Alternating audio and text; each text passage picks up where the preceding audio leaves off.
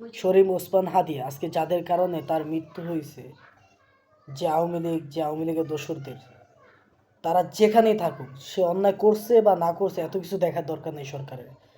যে যেখানে আছে তাদেরকে ওই জায়গাতে নিয়ে তাদের গুরুতর শাস্তি দেওয়া হবে।